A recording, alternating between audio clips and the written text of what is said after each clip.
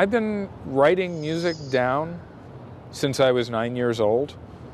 And at first, I didn't know what classical music was. It wasn't something that was in my background. I heard songs on the radio, popular songs of the time. I'm 41 years old now, so I mean, we're talking the early 70s. That wasn't the greatest time for AM radio. But that was the stuff I heard. So I heard a lot of major seventh chords. Every pop song seemed to have tons of major seventh chords back then. So I heard tons of those, and I still can't shake them from my vocabulary as a composer as a result. But I heard this music, and then as I looked through sheet music, I got interested in what some of this stuff looked like, realizing there was a notation. And as I learned about sheet music, I rummaged through older sheet music, and I discovered Broadway musicals. So I said to my family, take me to Broadway musicals. So back then, that was something you could do. It's funny, back then it feels like, I'm not that old, but I mean, this is like the 1970s. In the late 1970s, when I was a teenager, you could go to a Broadway show for $12. I mean, you'd be up in the boondocks, but at that time, that was twice the price of a movie. A movie was $6, and a Broadway show, cheapest ticket, was $12.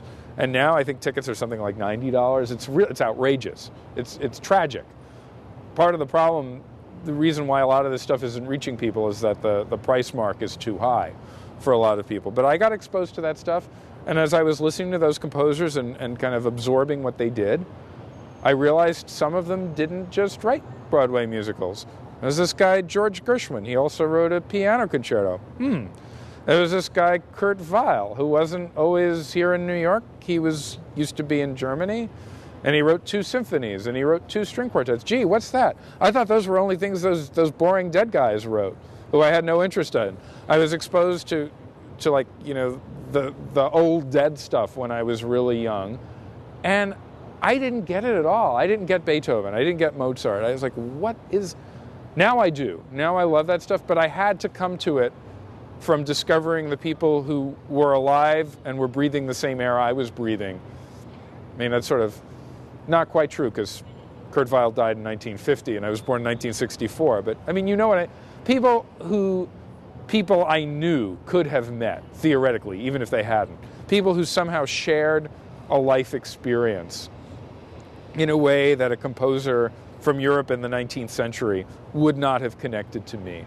So, I learned that those things existed, and then I think I heard, I was in high school. I went to the High School of Music and Art, which is the Fame High School. They even threw me in the movie. It's horribly embarrassing, but I still get a $5 check every now and then from royalties from that. So I discovered more music that way. I had teachers who said, gee, you're doing this sort of thing? I had one teacher, I remember getting turned on to Philip Glass for the first time, said, you should check out this music. It's really repetitive, and I don't think it's very good. And I listened to it, and I said, wow, that's amazing. I love it. What are you talking about? We got into arguments about it. He said, yeah, it sounds like disco. I'm like, that's a good thing. So it kind of went from there. And other things opened up. I discovered jazz when I was a freshman at Columbia as an undergrad. I started listening to that, and I started listening to free improv music, and I got into just a very wide range of music. And I like to think it keeps increasing over the years. I hope it will continue to increase for the rest of my life.